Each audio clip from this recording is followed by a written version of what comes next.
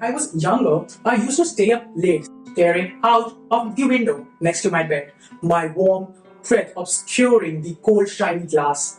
I can still picture myself soaring beyond Earth's atmosphere, experiencing the thrill of weightlessness and gazing at the vast expanse of the universe entering a starship. As I marveled at the sparkling stars and the pure night sky above, I recalled seeing the roar of my starship's engines as the reverberating boom of the aircraft flying over my house while I was being transported into the vast reaches of the cosmos. I can recall having dreams of landing in distant worlds, discovering their strange habitats, and staring out into their enormous vistas. My young self had no idea such a scenario would very possibly become a reality soon.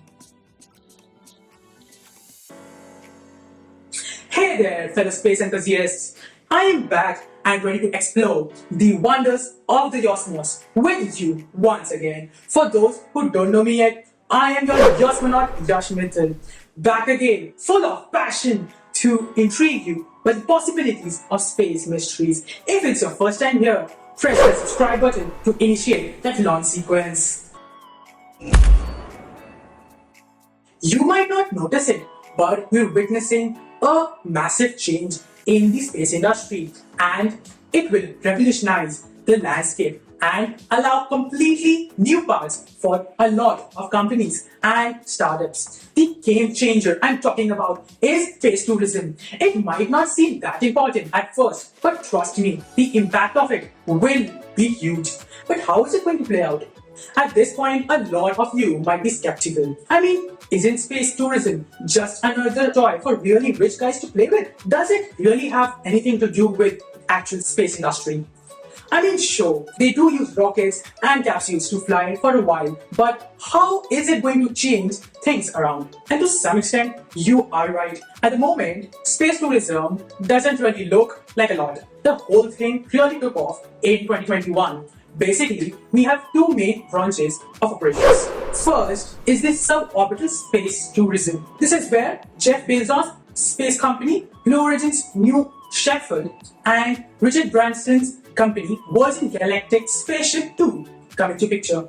It is a relatively short-term flight which takes its clients to space for several minutes and then goes back to Earth. It might not sound that exciting, but it lets you see the darkness of space and the curvature of the Earth in the windows and fly in weightlessness for a little while, doing all sorts of somersaults. The second branch is much bigger. It goes to the orbit and possibly beyond. One can either go to the ISS and hang out there for several days. This is what Axiom Space are offering as a service. Or they can stay in a Crew Dragon for several days and come back to Earth without docking anywhere.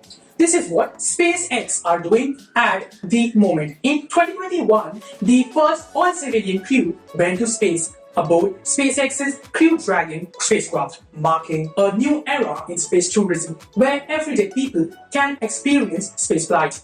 SpaceX also plans to use its Starship rocket to fly 100 people around the world in mere minutes. The company stated that a 15-hour flight to Shanghai from New York would be capable of flying in 39 minutes. According to UBS, if even only 5% of the average 150 million passengers that travel on 10-hour or longer flights pay $2,500 per trip, then returns could skyrocket to $20 billion per year in today's value. You know what? If you save up to 6 crore rupees and are in India around 2030, you could take a space trip, which the Indian Space Research Organization is planning to begin around that time. And those who can take the trip can call themselves astronauts. Senior officials at ISRO say that work on government's space tourism modules is gaining momentum. According to ISRO Chairman K. Sivan, the space travel module will be both safe and reusable. Until now, there is no announcement on whether the module will include suborbital space travel or orbital space travel. Union Minister for Space Jitendra Singh said ISRO has already started carrying out feasibility studies for India's suborbital space tourism missions. Scientists also say that ISRO is likely to partner with private firms to develop the post-space travel modules. This sounds much more exciting for obvious reasons, but at the same time, it's several dollars more expensive. For example, taking a ride on a new Shepard could eventually cost several $100,000, so it's like buying a Maserati quadruped. Whereas a seat on a Crew Dragon going to orbit would cost tens of millions of dollars. That's closer to buying gold-plated Bugatti. While on April 28, 2001, the world's first private astronaut, Denis Tito, paid an estimated $20 million to board the Soyuz DM-32. The American businessman traveled to and from the International Space Station for over 8 days. So with the current state of industry, how is it going to change the space exploration?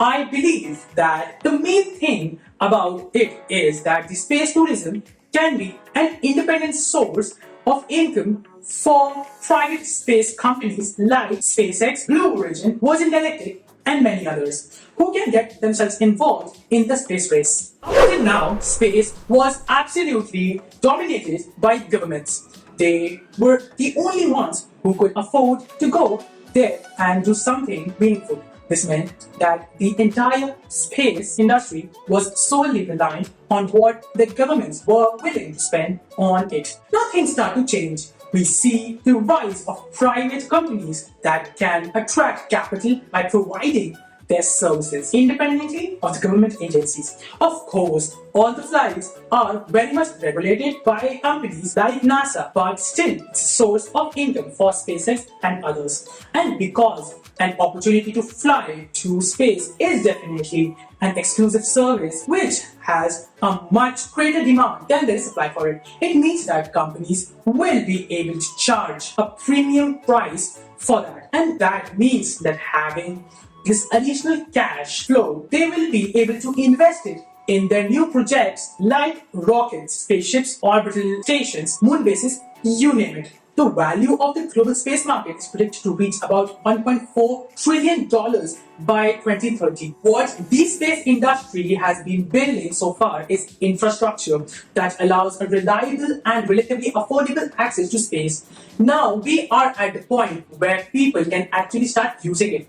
A good analogy for it is as if you imagine space being a hard to reach place on Earth. So to establish something there, first you need to build the roads, a power grid, and other crucial infrastructure elements. This is very expensive and resource-hungry thing to do, which only governments could take the burden of.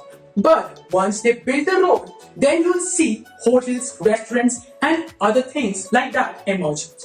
Those are the things that create new markets and start the economy going in the area. And this is exactly the point we're at with space industry today. Space tourism is one of the most obvious things that can be a foundation of a free economy in space. We have new ships being developed. We have new space stations planned, like the Axiom station, that's supposed to be a part of the ISS at first and then separate, or a project called Orbital Reef by Blue Origin, Boeing, and Sierra Space. And they don't need to stop at just tourism. Imagine this. After scanning your ticket, bringing your luggage inside and signing, and as the air-conditioned cabin cools you off, you step foot into the pleasant cabin of a starship. You finally find your seat next to your window. After moving further inside the spaceship's cabin, you sigh as you stow your belongings in the overhead compartment. Settle onto the plush seat cushions and look out of the window into the vastness of the solar system and beyond. You watch the beautiful moon in the distance and you tune out the words of the adjacent passengers and melt them into the serene quiet of the spacecraft engine. For-profit enterprise companies like Virgin Galactic, Airbus, and Blue Origin have started creating commercial spaceships in the last 10 years to transport individuals into space. Businesses are now taking reservations for flights to travel between Earth's upper atmosphere and outer space known as the Kármán line at 62 miles above the Earth, where customers can feel zero gravity and see how the Earth curves.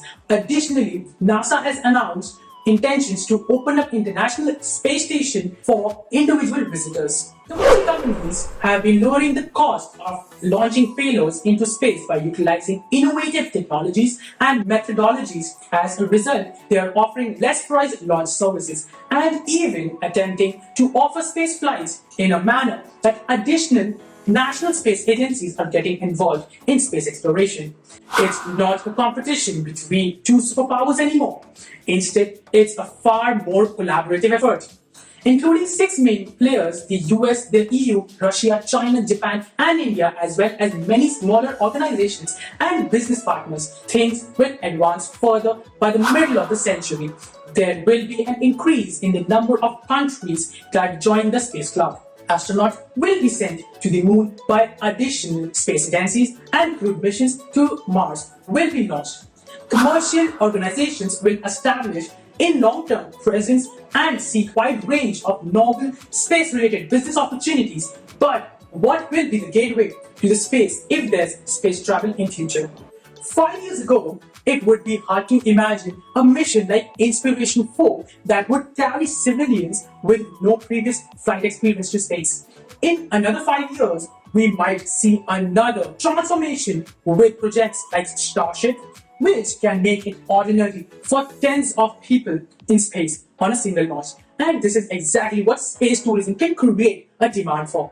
Without private initiatives, everything will go much slower, as NASA, the richest space company there is, doesn't need 100 people in space at once. So it's not just about the money and independent cash flow. It's also about setting targets. Previously, all night space flights were guided by space agencies and their needs. So this was the only thing that any solutions were developed for. But once there are other demands, the range of solutions will massively expand. The range of businesses that can get involved will also get much bigger. Whole new industries can be created that will operate in the space.